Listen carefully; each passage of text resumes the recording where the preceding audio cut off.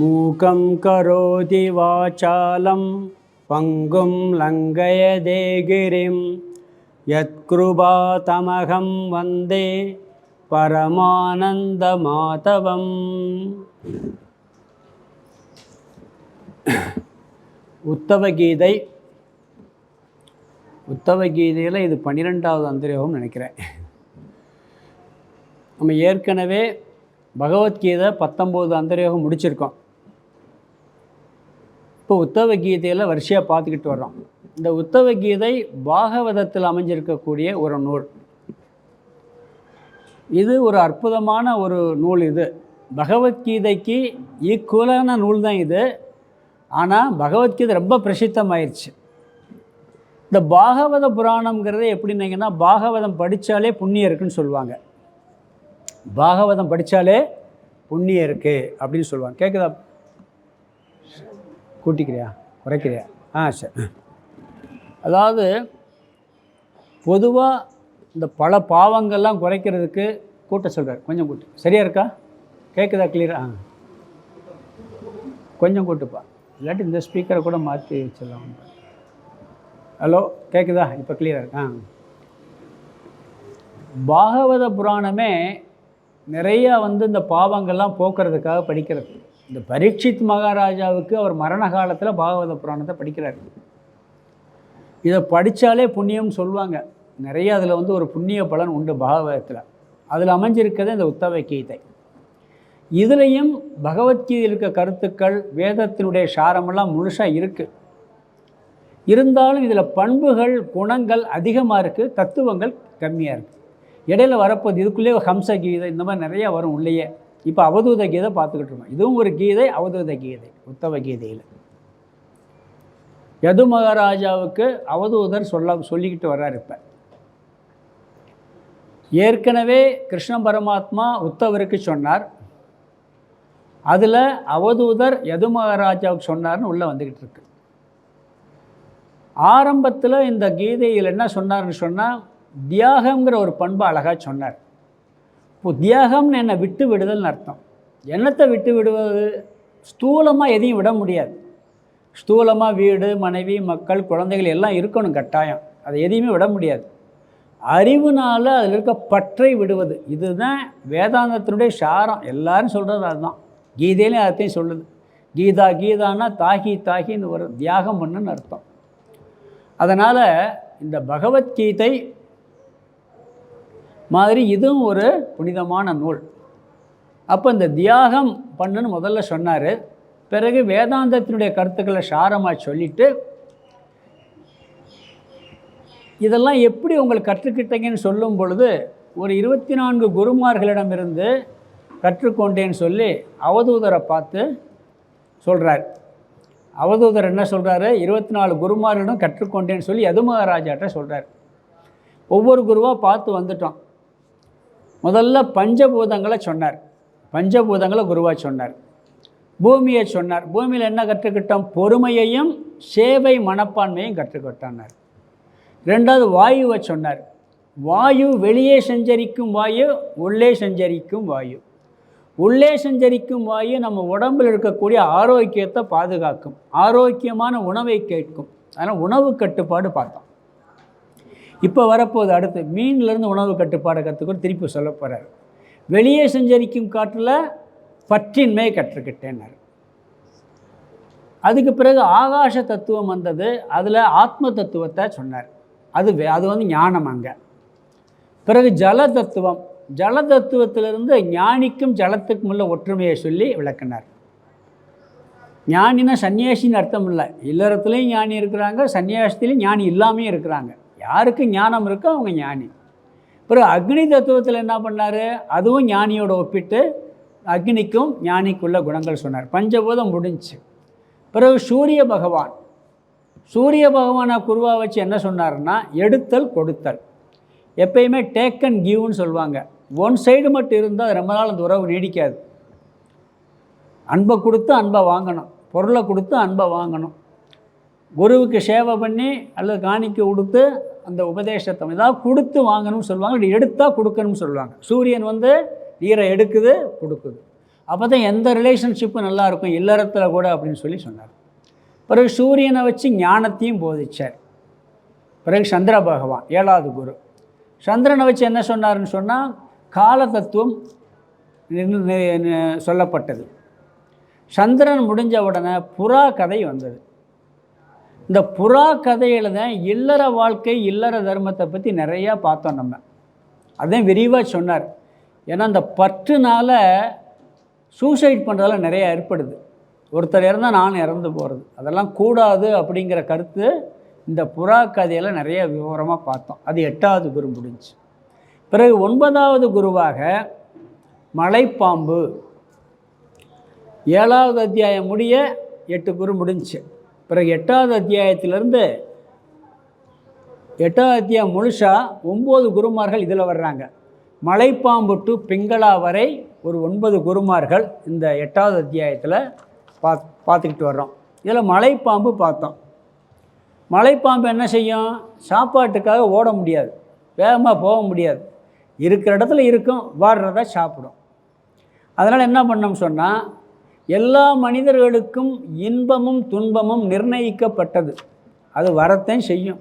எப்படி துன்பம் நம்ம விரும்பாட்டாலும் வருதோ, இன்பம் என்ன பண்ணால் விரும்பாட்டாலும் இன்பம் நம்மளுக்கு வரத்தையும் செய்யும். யாருக்கும் வரும், தேவர்களுக்கும் சரி அசுரர்களுக்கும் சரி நரகத்தில் இருக்கிறவர்களும் சரி, இன்ப துன்பம் எல்லாருக்கும் வருகின்றது.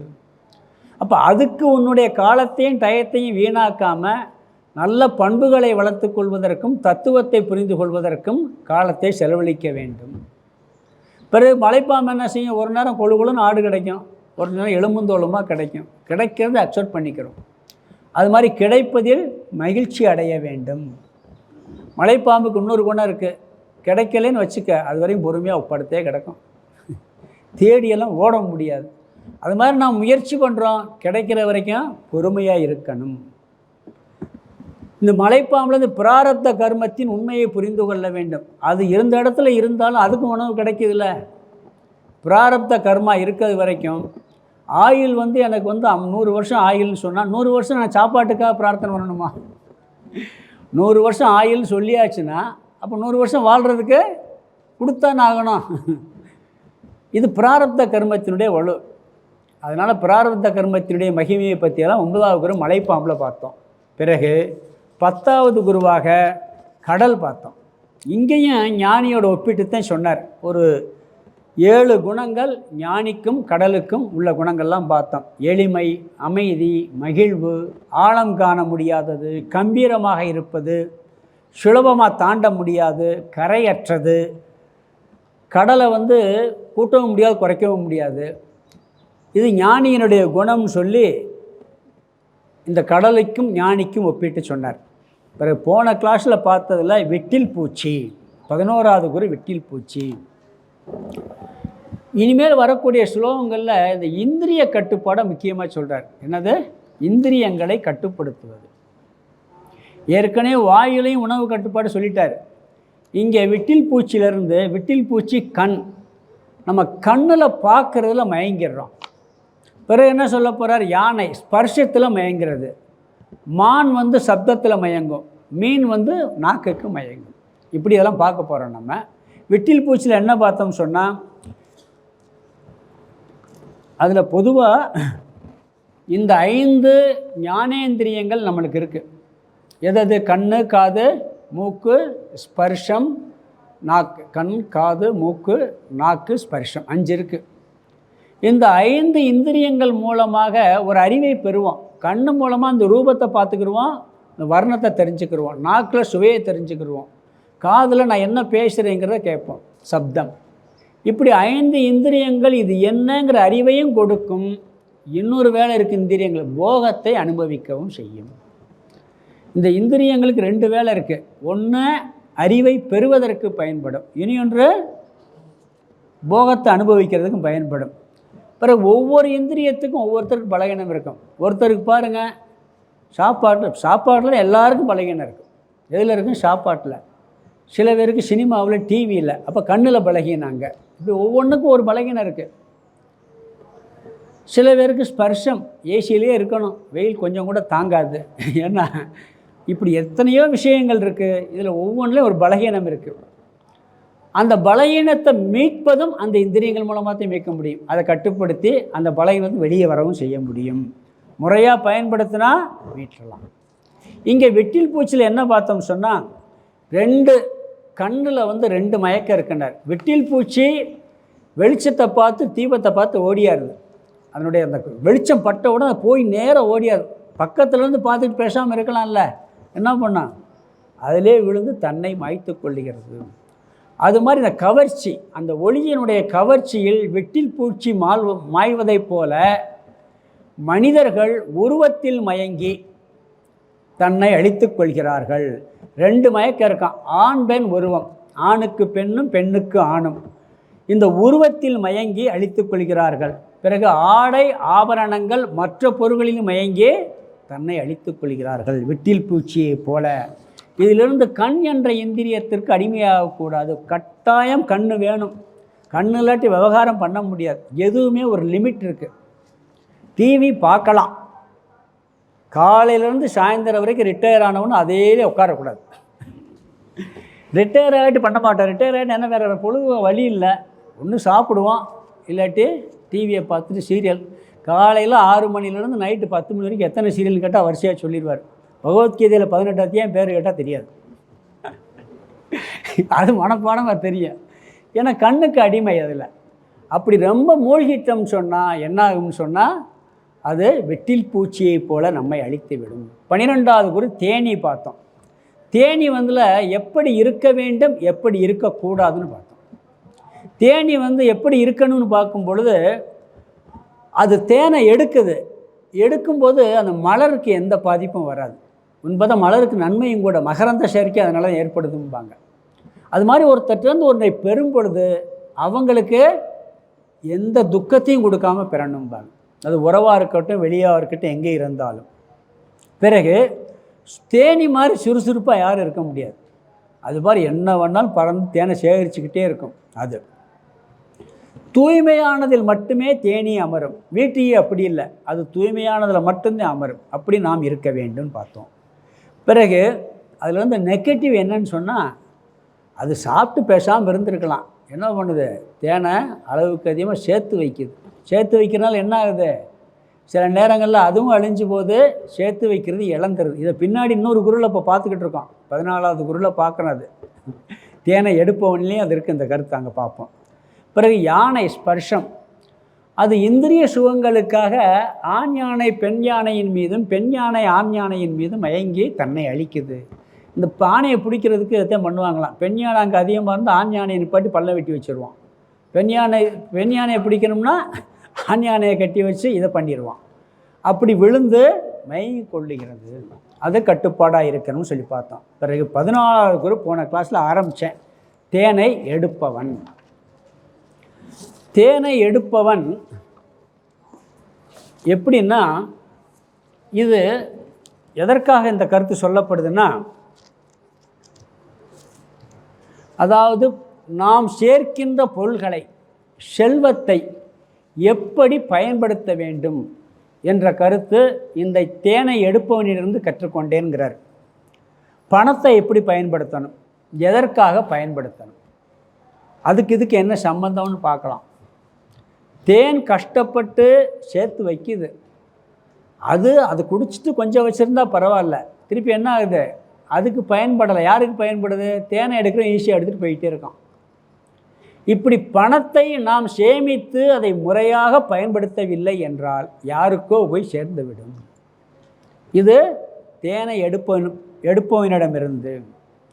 பணம் என்பது போகத்தை அனுபவிப்பதற்கும் பயன்படும், உயிர் வாழவும் பயன்படும்.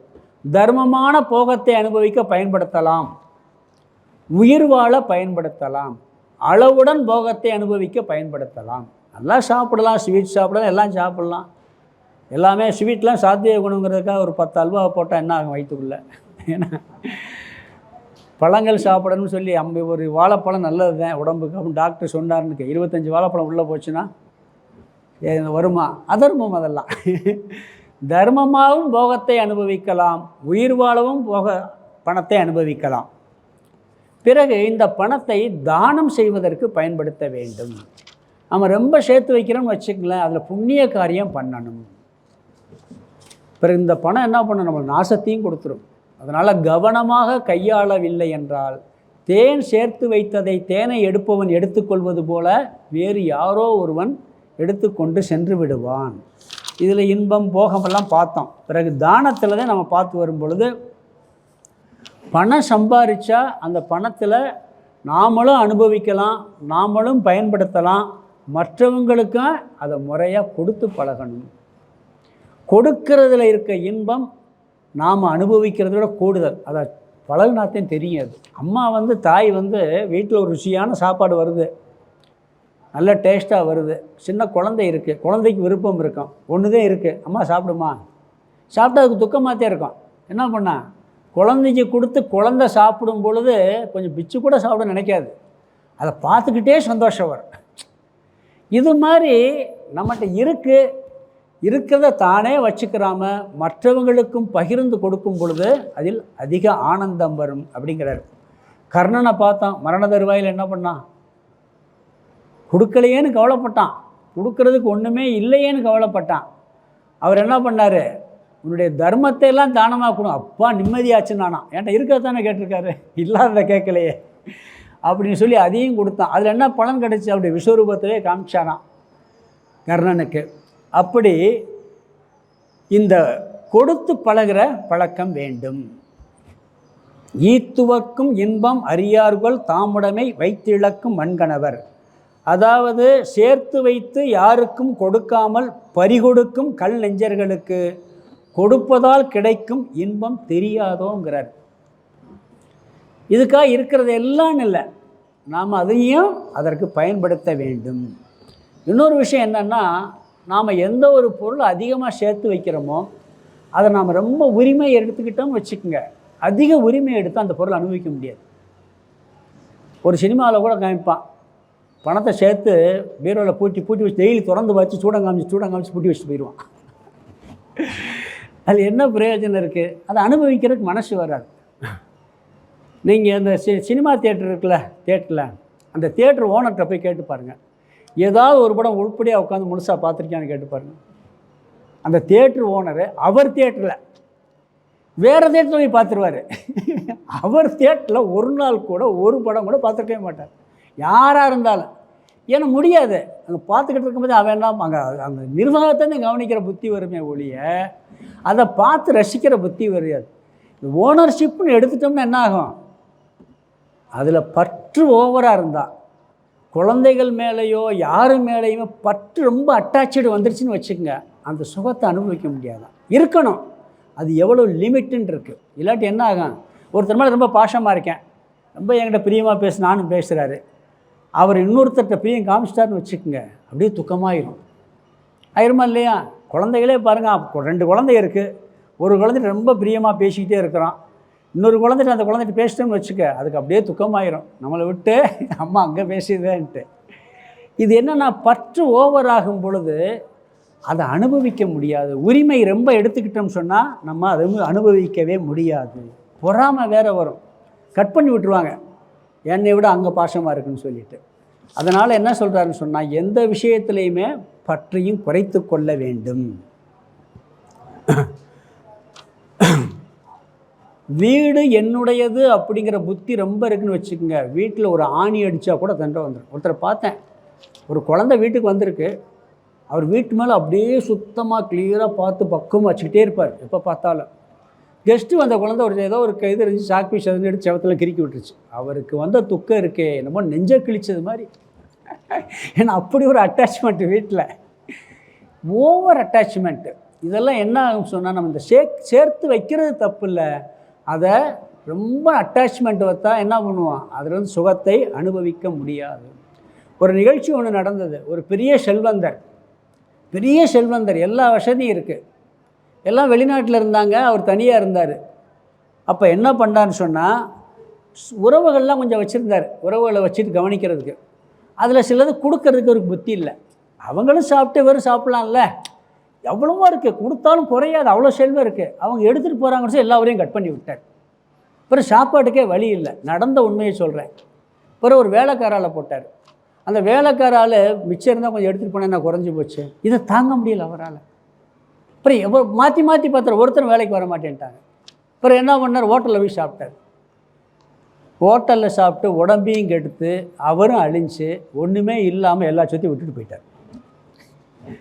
கொஞ்சம் அட்ஜஸ்ட் பண்ணி சரி கொஞ்சம் இருந்தால் இருந்துட்டு போட்டுமே அப்படின்னு பழகிருந்தால் இவர் உடலையும் ஆரோக்கியமாக வச்சுருப்பார் எல்லாத்தையும். அப்படி தேவையில்லாமல் தானும் அனுபவிக்காமல் பிறருக்கும் கொடுக்காமல் சேர்த்து வைக்கின்ற பழம் தேனி சேர்த்து வைத்த தேனை வேறொருவன் எடுத்து செல்வது போல் சென்று விடுவான். பணம் சம்பாதிக்கணும், அனுபவிக்கவும் வேணும், லோபியாக இருக்கக்கூடாது. அதே இதில் முக்கியமான கருத்து. பணம் சம்பாதிக்கணும், அனுபவிக்கவும் செய்யணும். எப்படி அனுபவிக்கணும், தானும் அனுபவிக்கணும், மற்றவங்களுக்கும் கொடுக்கணும். லோபியாக இருந்து நீங்கள் பணத்தை சேர்த்து வச்சீங்கன்னு சொன்னால் வேறனும் போயிருங்கிறார். சாமி ஒரு நாள் சொன்னார், இருக்கிறதுலே பெரிய கொடையாளி எது யார் தெரியுமான்னார், மகா கஞ்சனா. இருக்கிறதுல பெரிய கஞ்சன் எவனோ அவன் பெரிய தானவானான். ஏன்னா எல்லாத்தையும் கொடுத்துட்டு போயிடுறானே, அவனை அனுபவிக்காமல் மொத்தமாக கொடுத்துட்டு போயிடுவானா அவன். சித்பானந்தர் இந்த துறவை பற்றி சொல்லும்போது சொன்னார், பெரிய கூட்டம் அந்த யோகத்தில் நிறையா உட்காந்துருக்காங்க, எல்லாம் கிரகஸ்தர்கள் தானே. வைக்கும்போது இருக்கிறதுலே பெரியது என்னன்னு சொன்னால் பெரிய பொருளை துறக்கிறது தானே துறவு. இப்போ ஒருத்தர் சின்னதை வேணான்னு சொன்னால் பெரிய துறவு கிடையாது. எனக்கு ஒருத்தர் புத்தர் திறந்தார், ராஜாவே திறந்துட்டு போயிட்டார், அரண்மனையவே ராஜ்யத்தையே திறந்துட்டு போயிட்டார், அது பெரிய துறவு. அப்போ பெரிய பொருளை துறப்பது தான் பெரிய துறவு. நீங்கள் தான் பெரிய துறவிகள்ட்டார். எல்லோரும் முழிக்கிறாங்க, கடவுளவே திறந்துட்டீங்கல்லன்னாராம். கடவுள் தானே பெரிய பொருள், அதவே திறந்துட்டீங்கல்ல. அதனால் நீங்கள் அது மாதிரி லோபின்னா கொடுக்காமல் வச்சுருந்து இது கொஞ்சம் கொஞ்சமாக கொடுக்கணும், இது மொத்தமாக கொடுக்குறது. அதாவது இந்த அர்ஜுனனுக்கும் கர்ணனுக்கு ஒரு போட்டி வந்துச்சான். அர்ஜுனனுக்கு ஒரு பொறாமை வந்துருச்சு. ஏன்னா அவன் தான் கொடுப்பானா, நான் கொடுக்க மாட்டானான்னு கிருஷ்ணர்கிட்ட சண்டை போட்டிருக்கான். ஏன்னா அவர் பெரிய தர்மவான், அவன் குறையாளின்னு சொன்ன உடனே இவனுக்கு கோவம் வந்துருச்சு. பொறாமை வரும்ல எல்லாருக்கும், யாருக்குமே வர்றது தானே. இல்லைப்பா உண்மையிலே அவன் தான் கொடையாளினார். எப்படி சொல்கிறீங்க, இந்த 2 தங்க மலை கொடுக்குறேன் புரியுதா, இதை நீ சாயந்தரத்துக்குள்ளே எல்லோரும் தானம் பண்ணி முடிச்சிருந்தாராம். 2 பேருக்கு கொடுத்தாராம்.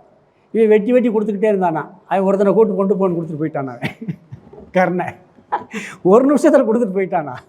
இவன் கொஞ்சம் கொஞ்சம் முடியலை, அவனால் கொடுக்க முடியல பார்த்தியா, அதை கூட முழுசாக கொடுக்க மனசு வரல பார்த்தியான்னாராம். அது மாதிரி அதை முறையாக பயன்படுத்த வேண்டும் அப்படிங்கிறார். இந்த ஒரு திருக்குறள், 100 குறள் இருக்குது. அற்றார் அடிபசி தீர்த்தல் அகதொருவன் பெற்றான் பொருள் வைப்புளி ஈகையில் வரும். செல்வந்தர் தம் செல்வத்தை தேர்த்து வைக்கக்கூடிய பெரிய இடம் எது தெரியுமா? தான் நிறைய செல்வம் இருக்குது, அதெல்லாம் சேர்த்து வைக்கணும். பெரிய பீரோலா, இரும்பு பெட்டியா, இல்லை பூமிகளை புதைச்சி வச்சிடுறதா? யார் பசியோடு இருக்காங்களோ அவங்களுக்கு கொடுக்குறோம்ல, அந்த வயிறு இருக்கு பாருங்க, பசித்தவர் வயிறு தான் இவங்க சேர்த்து வைக்கக்கூடிய இடம். அது பெர்மனன்ட் டெபாசிட். அது நீங்கள் பேங்கில் பணத்தை போட்டு டெல்லியில் போய் எடுக்கலாம், ஏடிஎம்மில் எந்த ஊரில் வேணாலும் போய் எடுக்கலாம். இவங்க வயிற்றில் போட்டாச்சுன்னா எந்த லோகத்தில் எந்த ஜென்மத்தில் பிறந்தாலும் அதை எடுத்து அனுபவிக்கலாம். அப்படி ஒரு குறள் இருக்குது. அது மாதிரி இந்த செல்வத்தை முறையாக பயன்படுத்த வேண்டும். இதெல்லாம் யாருக்குன்னா சாமியாருக்கு கிடையாது, இல்லறத்தில் இருக்கவங்களுக்கு. ஏன்னா பணம் ஈட்டும் பொறுப்பும் அந்த பணத்தை எடுத்து அனுபவிக்கும் பொறுப்பும் அதிகமாக இல்லறவாசிகளுக்கே உண்டு. சன்னியாசியாக இருப்பேன், தான் வாழ்வதற்கு கூட பொருள் சேர்த்து வைக்கக்கூடாதான், நாளைக்கு சாப்பிட வேணும்னு கூட வச்சுக்கிறக்கூடாது. இல்லறத்தால் சேமிக்கணும். ஏன்னு சொன்னால் எல்லாற்றையும் பாதுகாக்கிற பொறுப்பு இல்லறத்தானுக்கு உண்டு. இல்வாழ்வான் என்பான் இயல்புடைய மூவருக்கும் நல்லாற்றி நின்ற துணை, துறந்தாருக்கும் துவாதவருக்கும் இறந்தாருக்கும் இல்வாழ்வான் என்பான் துணைன்ட்டார். எல்லாரையும் பாதுகாக்கிற பொறுப்பு யாருக்கு இருக்குது? இல்லறத்தார்களுக்குத்தான் இருக்குது. இல்லறத்தில் இருந்துக்கிட்டு எனக்கு சம்பாதிக்கிற ஆசை இல்லைன்னு சொன்னால் அது பெரிய பாவங்கிறார். சம்பாதிக்கணும், முறையாக சம்பாதிக்கணும், முறையாக செலவழிக்கணும், முறையாக பெட்டியில் போட்டு பூட்டி வைக்கக்கூடாது. அதான் எப்படியா கருத்து. அப்படி சேர்த்து வைத்தால் என்னாகும், எல்லாம் அழிச்சிடும். சில பேர்லாம் பார்த்தா தாம் பிள்ளையே அழிச்சிடும். இவர் போன பிறகு பார்த்தீங்கன்னா பிள்ளைகளே அழிச்சிடும். ஒருத்தர் ஊரில் பார்த்தேன், அப்பா நிறைய சம்பாரித்து வச்சார், யாருக்கும் தானம் பண்ண மாட்டார், பிரித்து கொடுத்துட்டு கொஞ்சம் பணமெல்லாம் கொடுத்துட்டு போயிட்டார். அவர் பையன் என்ன பண்ணாதீங்களோ, அவர் இறந்து போயிட்டார். ஒரு பைக் வாங்கினார், இந்த பெரிய பாட்டிலெலாம் வாங்குவாராம். எந்திரிச்சு வச்சுட்டு இந்த பெரிய ஃபாரின் பாட்டிலெலாம் வாங்கி அதை எடுத்து தான் முகத்தை கழுவுறது லேசாக. பிறகு இந்த பைக்கை ஓட்டிக்கிட்டு இந்த எங்கள் அப்பா காசு எப்படி போகுது பார்த்தியா, இப்படி சொன்னால் தண்ணி சாப்பிட்டுட்டு பைக்கை ஓட்டிக்கிட்டு அது கிருன்னு ஆட்டுவாராம். எங்கள் அப்பா காசில் எப்படி போகுது பார்த்தியா அப்படின்னு அவரே சொல்லுவாராம். இப்படி வீணாக போய்விடும். தேனை அனுபவிக்காமல் தேன் எடுப்பவன் கையில் போவது போல் சென்றுவிடும் அப்படிங்கிறார். அதிக பற்று இருந்தால் அனுபவிக்க முடியாது. இதையும் புரிஞ்சுக்கணும். மருத்துவத்தில் ஒரு ரூல்ஸ் இருக்குது, டாக்டருக்கு தெரியும்னு நினைக்கிறேன். ஆப்ரேஷன் பண்ண பெரிய அறுவை சிகிச்சை நிபுணராக இருப்பார். தான் மனைவிக்கோ தான் குழந்தைக்கோ தான் அம்மாவுக்கோ அவர் ஆப்ரேஷன் பண்ணக்கூடாதானே. ஏன்னா அங்கே என்ன ஆகும், அந்த பதட்டம் வந்துடும், பற்று வந்துடுமா, அப்படி ஒரு ரூல்ஸ் இருக்குன்னு கேள்விப்பட்டேன். அது எப்படின்னு தெரியலை. அது அந்த டாக்டருக்கு வேதாந்த அறிவு ஜாஸ்தியாக இருந்துச்சுன்னு வச்சுக்க பண்ணிடுவார். வேதாந்த அறிவு இருந்தால் பண்ணிடுவார். இல்லாட்டி பண்ணக்கூடாதுன்னு ரூல்ஸ் இருக்குங்கிறாங்க உறவினர். ஏன்னா பற்று இருக்கிறதுனால தொழிலை சரியாக செய்ய முடியாது. அதனால் என்ன சொல்கிறாரு, இதை முறையாக நாமும் பயன்படுத்த வேண்டும், தானமும் செய்ய வேண்டும். அப்படி இல்லை என்றால் சில நேரங்களில் இந்த செல்வம் தன்னையே அழிக்கவும் செய்யும். தேன் எடுக்க போகிறவங்க சும்மா எடுக்க போகிறானா, இன்றைக்கி எடுக்கிறாங்க தேன் எடுக்கிறவங்க, அதாவது தேன் கூட்டுக்கு எந்த பாதிப்பு வராமல் எடுக்க முடியுது. முன்னாடி அப்படி எடுத்தானா நெருப்பு வைப்பான், அதுவும் அழிஞ்சிடும். பணத்தினால் சில பேர் பணத்தை திருட வருவான், பணத்தை மட்டும் எடுத்துகிட்டு போயிட்டால் பரவாயில்ல, என்ன பண்ணுவான் சில நேரம் க்ளோஸ் பண்ணிட்டு எடுத்துகிட்டு போயிடுவான். நடக்குதா இல்லையா? அப்போ அந்த பணம் என்ன ஆகுது, நம்மளையும் சேர்த்து அழிக்கவும் செய்யுது. அதனால் என்ன பண்ணணும், அதை முறையாக பயன்படுத்த வேண்டும். அதனால் என்ன சொல்லிட்டார்னா, இங்கே தேனை எடுப்பவனுக்கு தேனை சேகரித்தாலும் கூட அது அனுபவிக்காமல் தேனை எடுப்பவனுக்கு சேர்வது போல் நீங்கள் அதை முறையாக பயன்படுத்தவில்லை என்றால் அந்த செல்வம் வேறொருவருக்கு போய் சேர்ந்துவிடும். இந்த தேனி பாருங்கள், அந்த தேன் கூட அழிக்காமல் இப்போ தேனெல்லாம் சேகரிக்கிறாங்க, சேகரித்து எடுப்பாங்க. எத்தனை தடவை சேகரிக்குது, எடுத்த பிறகு நிப்பாட்டுதா, காணா இல்லாமல் போல திருப்பி அதை வேலையை விடுறதே இல்லை, சேகரிச்சுக்கிட்டே இருக்குது. அப்படி இல்லாமல் நீங்கள் முறையாக பயன்படுத்த வேண்டும் அப்படின்னு சொல்கிறார். தேனை எடுக்கிறது கற்றுக்கொண்ட பாடம் என்னன்னு சொன்னால், தர்மப்படி ஈட்டணும், அனுபவிக்கவும் செய்ய வேண்டும், தர்ம காரியங்களுக்கும் பயன்படுத்த வேண்டும். அப்படி இல்லாமல் இருந்தால் தனக்கு பயன்படாமல் மற்றவர்களுக்கு பயன்படும். அதுவும் நல்லதுன்னா இருக்கலாம். ஏன்னா பிறகு பாகவதத்தில் கூட ஒரு கதை இருக்குது. அதாவது ஒரு செல்வந்தர் நிறைய சேர்த்து வச்சுருந்தாராம், நிறைய சேர்த்துருந்தாராம், யாருக்கும் கொடுக்கறதில்ல, இறந்து போயிட்டார். இருந்தாலும் செல்வத்து மேலே பற்றுனால அந்த ஏரியாவில் ஒரு நாயாக பிறந்திருந்தாராம். நாயாக பிறந்து அந்த வீட்டவே சுற்றிக்கிட்டே இருப்பாராம். என் மகன் ஏதாவது சாப்பாடுக்கு வேஸ்ட்டை போடுவானா, அதை சாப்பிடுறவங்க அடிச்சு துரத்திடுவானா, அது பெத்த மகன். இப்படி ஒரு கதை இருக்குது பாகவதத்தில். அது மாதிரி நாம் என்ன பண்ணால் கவனமாக புரிஞ்சுக்கிறணும். அதுக்காக அது என்ன சொல்கிறார், தானும் பயன்படுத்தணும், மற்றவங்களும் கொடுக்கணும், அதில் ரொம்பையும் பற்றும் இருக்கக்கூடாது. இது தேனை எடுப்பதிலிருந்து கற்றுக்கொண்ட பாடம். அடுத்த பாடம் 15வது குரு மான். மானிடமிருந்து கற்றுக்கொண்ட பாடம், மான் இசைக்கு அடிமையாகாமல் இருத்தல். காது, இதுங்க காதுக்கு வந்தாச்சு. முதல்ல விட்டில் பூச்சி கண்ணுக்கு பார்த்தோம், யானை ஸ்பர்ஷத்துக்கு பார்த்தோம். இங்கே மான் இது என்ன பற்றுக்கு பார்த்துருக்கோம், தேனை எடுப்பவனுக்கு. மான் இசைக்கு அடிமையாகுமா. இதில் இந்த மான் இசைக்கு எப்படி அடிமையாகுது, அப்படி அடிமையானால் எப்படி அழிந்து போகுங்கிற கருத்தும். இதுக்கு உதாரணமாக மான் வயிற்றில் பிறந்த ரிஷிசிங்கன் ஒரு ரிஷி இருந்தார், அவரை பற்றி இங்கே சொல்லுது. இப்போ ராமன் மானை பிடிக்க போனான்ல, பிரச்சனை எங்கே வந்துச்சு, இந்த மானை பிடிக்க போயிட்டே வந்துச்சு. அவனுக்கு இசையினால் மானை பிடிக்கும் தெரியலை போல இருக்குது. ஏன்னா இசையினால் மானை பிடிக்கும்னு தெரிஞ்சிருந்தால் மீட்டிருப்பான். ஆனால் அந்த மான் சிக்காது, ஏன்னா அது மாயமானது. இசைக்கு மான் அடிமையாயிருமா. இந்த மானை வேட்டையாடுறவங்க என்ன பண்ணுவாங்களோ அதுக்குன்னு ஒரு இசை இருக்கான், அதை இசை மீட்டிக்கிட்டே போனால் ஓடாதான், அப்படியே நெருங்கி வருமா, அப்படியே பிடிச்சி போயிடுவாங்களாம். அது காதுக்கு அடிமையானது மான் அப்படிங்கிறாங்க. இந்த காலத்தில் மானை பிடிக்கக்கூடாது. பிடிச்சா மனுஷனை கொல்றதை விட மானை பிடிச்சா அது பெரிய தண்டனை இன்றைக்கி. ஏன்னா மிருகங்களை பாதுகாக்கிறதுக்காக அப்படிலாம் இது பண்ணிட்டாங்க. இது இங்கே என்ன சொல்கிறாருன்னா, யாருமே ரொம்ப இசைக்கு அடிமையாகக்கூடாது. சன்னியாசி கட்டாயம் கூடாது. அவன் எதுக்குமே அடிமையாகக்கூடாது, இசைக்கும் அடிமையாகக்கூடாது. அப்படி அடிமையானால் மானை போல் நாம் இறந்து விடுவோம். காதுனால சப்தத்தை கேட்குறோம். இப்போ நீங்கள் நான் பேசுகிறத கேட்குறீங்க, இதில் ஒரு அறிவு வருது, தப்பே இல்லை, இதில் ஒரு அறிவு வருது. வேறு அதே மாதிரி ஒவ்வொரு விஷயத்துலையும் நாக்குனால் சுவைக்கிறதுல ஒரு அறிவு வருது, மூக்குனால் இது என்ன வாசனைன்னு தெரிஞ்சுக்கிறோம், நல்ல வாசனையாக இருந்தால் பக்கத்தில் இருக்கும், இந்த கெட்ட வாசனைனா போயிடுறோம். இப்படி இந்த அறிவை பயன்படுத்துவதற்கு காதை பயன்படுத்துவதும் தப்பில்லை. பிறகு இசையை ரிலாக்ஸ் பண்ணுறதுக்கு பயன்படுத்தலாம். ரிலாக்ஸ் பண்ணுற சில பாடலாம் கேட்டால் மனசு என்னாகும், கொஞ்சம் அமைதியாகும். ஆனால் அதுக்கு அடிமையாகி விடக்கூடாது. இசையிலே 3 வகையான இசை இருக்குது. சாத்விகம், ராஜசம், தாமசம் இருக்குது. இந்த நாதஸ்வரம், புல்லாங்குழல், வீணையெல்லாம் இருக்குல்ல, இதெல்லாம் என்னது? சாத்விகமான இசை. இதை கொண்டு போய் கிராமத்தில் போட்டேன்னா ஒருத்தன் கூட கேட்க மாட்டான். அங்கே தார தம்பட்டை தான். அது ராஜசமான இசை, அவங்களுக்கு அதுதான் பிடிக்கும். இவங்களுக்கு இன்னும் ஒரு சில பேருக்கு இந்த வீணை, புல்லாங்குழல், இந்த இசையெல்லாம் பிடிக்கும். இதே சில விஷயங்களில் சில பேர் பார்ப்பாங்க, இந்த இனிமையான இசையத்தை ராஜசமாக வாசிக்கிறார்கள் இருக்குது. பார்த்துருக்கீங்களா இல்லையா? இந்த அடுத்த வீட்டு பெண் ஒரு சினிமா படம், பழைய சினிமா படம் தெரியுமா உங்களுக்கு?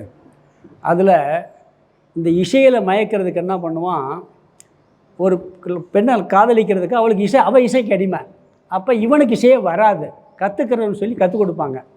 அவன் அழகாக சாத்வீக மாதிரியே கற்றுக் கொடுப்பான். இவன் என்ன பண்ணுவான், கத்துவான். கழுதையெல்லாம் வந்துடும் வீட்டுக்குள்ள வரிசையாக பழைய எடுத்து வந்து. ஏன்னா அந்த இசையை நாம் எப்படி பயன்படுத்துகிறோம்னு இருக்குது. இந்த சங்கு சத்தமெல்லாம் இருக்குது, போர்க்களத்துலலாம் பயன்படுத்துவாங்க. வரப்போகுது, கீதையில் அடுத்து வரப்போகுது, நம்ம கீதை கிளாஸில் வரும். சங்குகள்லாம் உற்சாகத்தை ஊட்டுவதற்கான இசை. போர்க்களத்தில் முரசறையிறதில் இருக்குது, வீரத்தை உண்டாக்குறதுக்காக உள்ள இசை. சில பாடல்லாம் இருக்குது அந்த மாதிரி மனசில் ஒரு வீரத்தை உண்டாக்குவதில் இருக்குது. பாரதியார் படிக்கிறார், அச்சமில்லை அச்சமில்லை அச்சம் என்பதில்லையேன்னு படிக்கிறார். அச்சமில்லை அச்சமில்லை அச்சம் என்பதில்லையேன்னு படிக்கலாம். அச்சமில்லை அச்சமில்லைன்னு படித்தா எப்படி இருக்கும்? அதை எப்படி படிக்கணுமோ அப்படித்தான் படிக்கணும். அதை இந்த 2 சாத்விகம், ராஜசம், தாமசம் சொல்லி இசையிலேயே இருக்குது. அந்த இசையை நாம் சாத்விகமான இசையை பயன்படுத்தணும், மனதை பக்குவப்படுத்துவதற்கு பயன்படுத்தணும், மனதை ரிலாக்ஸ் பண்ணுவதற்கு பயன்படுத்தணும். அடிமையாகி விடக்கூடாது. அமைதிப்படுத்துகிற பாடல் இருக்குது. சோகமாக இருக்கும்போது அந்த சோகத்தை நல்லா அனுபவிக்கிறதுக்கு உண்டான பாடல் இருக்குது. சில பேர் சோகமாக இருக்கும்போது சந்தோஷமான பாட்டு ரசிக்க முடியாது. துக்கப்பாட்டு கேட்டால் தான் நல்லாயிருக்கும். அந்த நேரத்தில் காலையில் இங்கெல்லாம் இப்போ யார் வீட்டே துக்கம்னா தானே, போனால் போகட்டும் போடான்னு 5 மணிக்கெலாம் பாட்டு படிக்கும், சட்டி சுட்டதாடான்னு படிக்கும். ஏன்னா அதுக்கு அந்த பாட்டு கேட்டுச்சுன்னு என்ன அர்த்தம், யாரோ ஒருத்தர் பகவான்கிட்ட போயிட்டார்னு அர்த்தம். ஏன்னா அப்படி நிறைய இருக்குது. சில பாடல்கள் நம்மளுக்கு கேட்குறதுக்கு மனதை ரிலாக்ஸ் பண்ணுறதுக்கு பயன்படுது, தவறு கிடையாது. ஆனால் சில பேர் பார்த்தீங்கன்னா காதில் மாட்டிக்கிட்டு ரோட்டில் பஸ்ஸு வரலாம் தெரியாமல் ஆக்சிடென்ட் ஆன கேஸ் எல்லாம் இருக்குது. அந்த இசைக்கு அடிமையாக இருந்தது.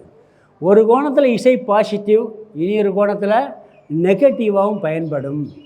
இப்போ ராகத்துடன் சேண்டிங் பண்ணுறோம், பக்தி பாடல் படிக்கிறோம், பிறகு தத்துவத்தை புகட்டும் பாடல்கள்லாம் படிக்கிறோம். இதெல்லாம் என்ன, இசையில் நமக்கு பாசிட்டிவாக இருக்குது. அதே நேரத்தில் அதில் அடிமையாகி ஏதாவது இந்த இசையில் இருக்குன்னு சொல்லிட்டோம்னு சொன்னால் அது என்ன, நம்மளை அழித்து விடும். எல்லாம் நல்லதுங்கிறதுக்கு அதிகமாக கூட சொன்னையில் வாழைப்பழம் மாதிரி தான். வாழைப்பழம் நல்ல உணவுங்கிறதுக்காக 25 பழம் 30 பழம் சாப்பிடக்கூடாது மாதிரி இசை சாத்வீகமான இசை நல்லதுனாலும் அது ஒரு லிமிட்டாக இருக்க வேண்டும். நம்மளுக்கு இசை லட்சியம் இல்லை. ஒரு மியூசிக் டைரக்டருக்கு இசை லட்சியம். நம்மளுக்கு இசை ரிலாக்ஸுக்கான ஒரு பொருள் தானே ஒழிய அதுக்கு நாம் அடிமை அடியக்கூடாது.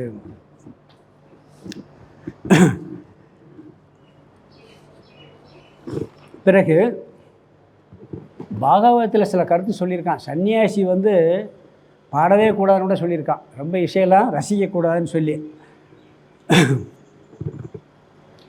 இப்போ பேசுகிறது, சொற்பொழிவு கேட்குறது கூட ஒரு விதமான சப்தத்துக்கு நம்ம அடிமை தான். சில பேருடைய சொற்பொழிவுகளுக்கு அடிமையாக என்ன பண்ணுவோம், அவங்களுக்கே போயிடும்.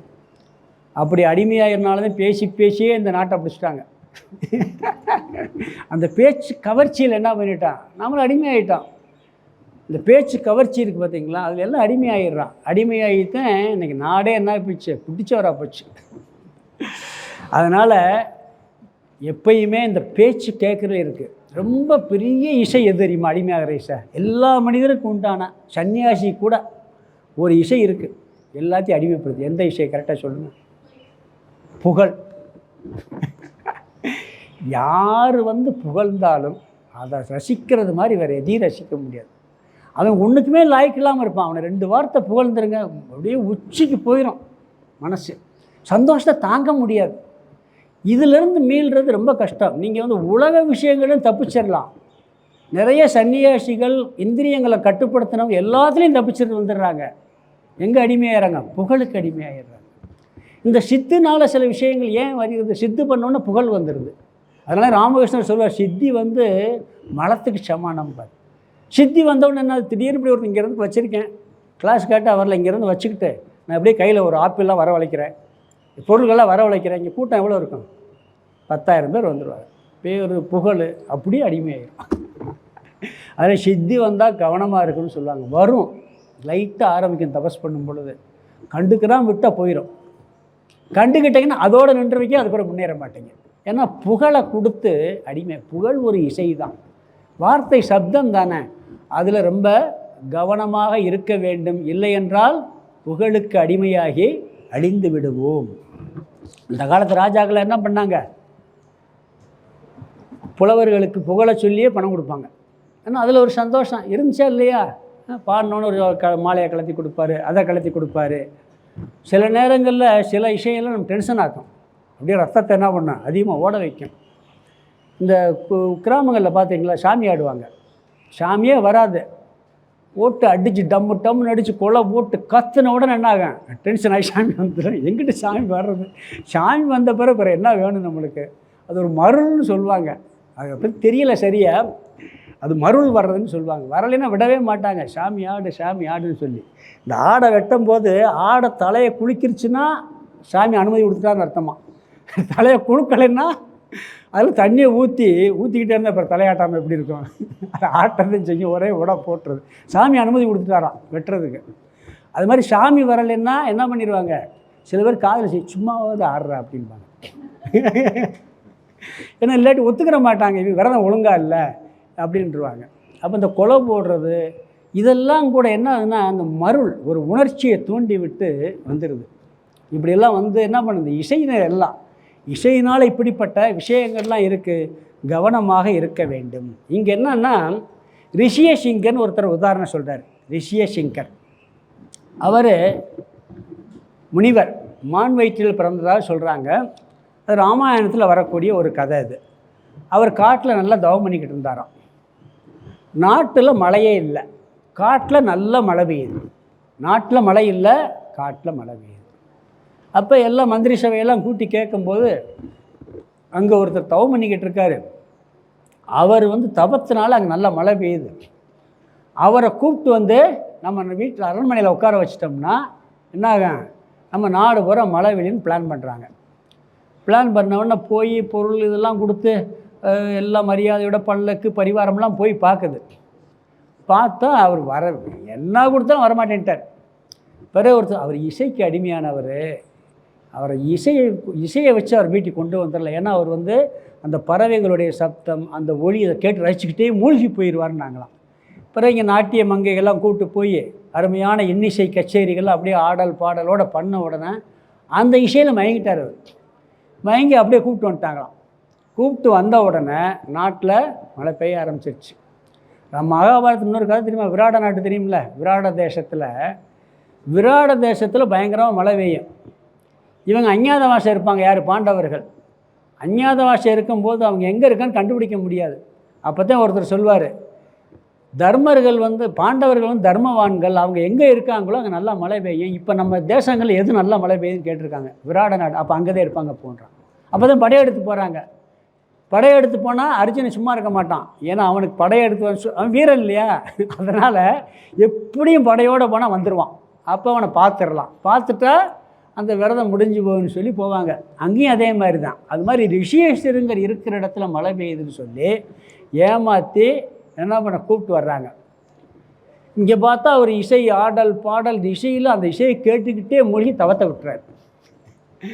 ஆனால் இவருடைய ஏற்கனவே பண்ண தவ வலிமையில் நாட்டில் நல்லா மழை பெய்யுது. இவர் தவத்தை விட்டு அந்த தவ வாழ்க்கையிலிருந்து மாறி அழிந்து விடுகிறார். நாட்டுக்கு நன்மை வந்துருச்சு, ஆனால் அவர் அழிச்சுக்கிட்டார், தவ வாழ்க்கையிலிருந்து அழிச்சுக்கிட்டார்னு சொல்கிறார். அதாவது இதே இது சுகர் முனிவர் இருந்தார். அவர் என்ன பண்ணார் தெரியுங்களா, அவருக்கு ஒரு டெஸ்ட் வச்சாங்க.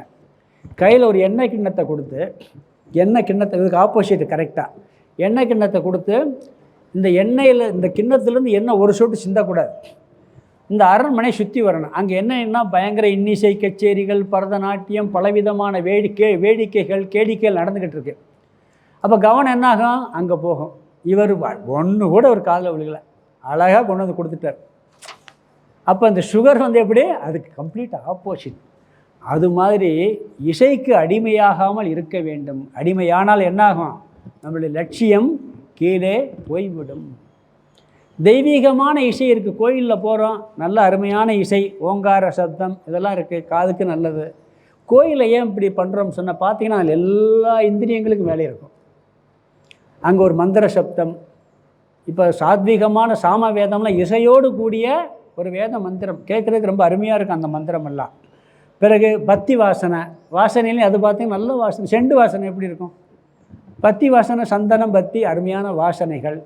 பிறகு அலங்காரம், அபிஷேகம், கண்ணுக்கு அழகு, கண்ணுக்கு ஒரு ரம்மியமான காட்சி, காதுக்கு மந்திர சொற்கள், மூக்குக்கு வாசனை, பிறகு பிரசாதம் போடுறோமா இல்லையா.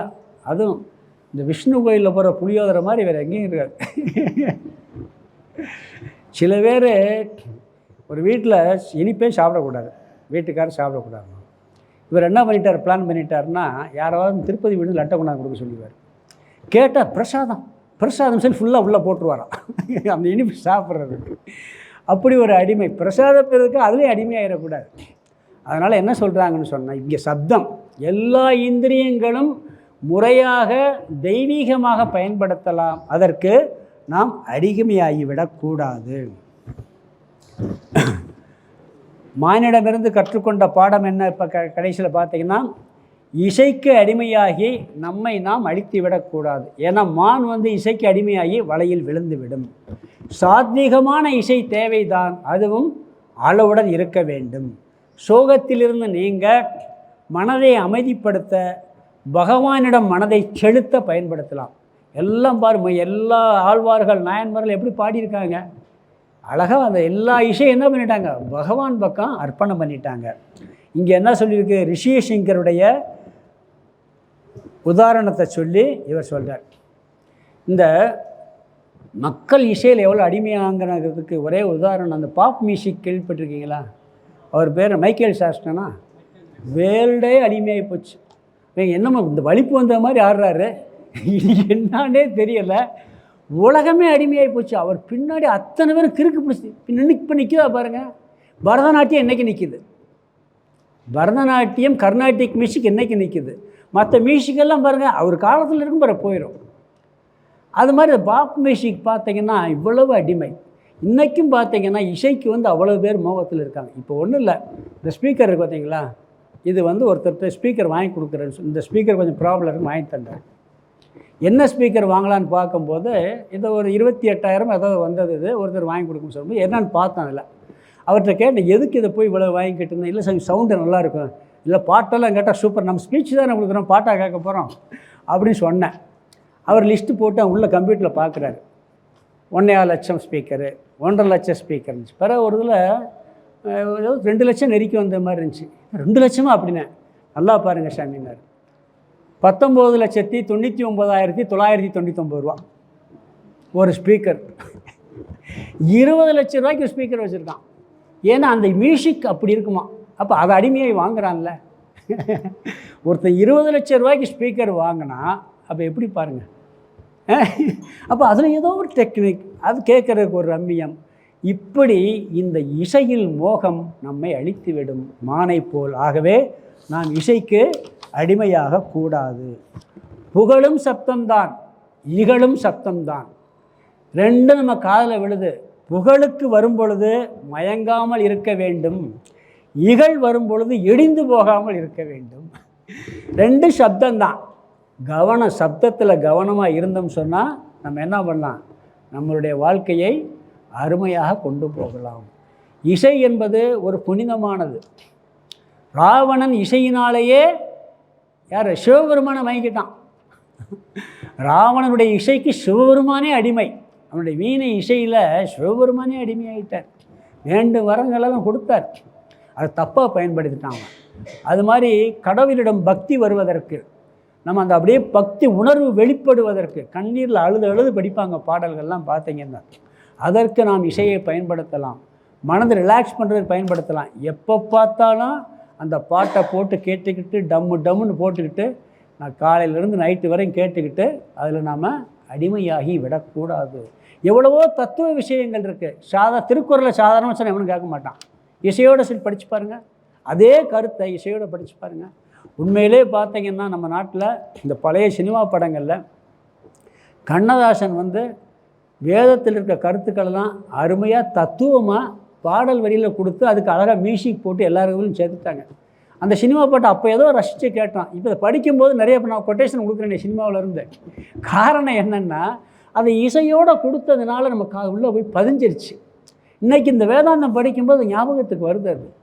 அப்போ அப்படிப்பட்ட இசை நம்மளை பாதிக்காது, வேறு இசை நம்மளை பாதித்து நம்மை அடிமையாக்கிவிடும். ஆகவே இசைக்கு அடிமையாகாமல் கவனமாக இருக்க வேண்டும் என்ற பாடத்தை இந்த காது, சப்தம், இந்த காது என்ற இந்திரியத்தை கட்டுப்பாடோடு வைத்து கொள்வதற்கு மான் என்ற அந்த ஒரு ஜீவனிடமிருந்து மான் எனக்கு குருவாக அமைந்தது என்று சொல்கின்றார். அடுத்து நாக்கு, இதுதான் ரொம்ப ரொம்ப முக்கியம். அதுக்கு மீனை சொல்ல போகிறார். அதை நாம் அடுத்து கொஞ்சம் இடைவேளை பிறகு பார்க்கலாம். ஓம் பூர்ணமத பூர்ணமிதம் பூர்ணாத் பூர்ணமுதச்யதே பூர்ணஸ்ய பூர்ணமாதாய பூர்ணமேவாவசிஷ்யதே. ஓம் சாந்தி சாந்தி சாந்தி. ஹரிஹி ஓம். ஆதி குருநாத சுவாமிக்கு ஜெய்.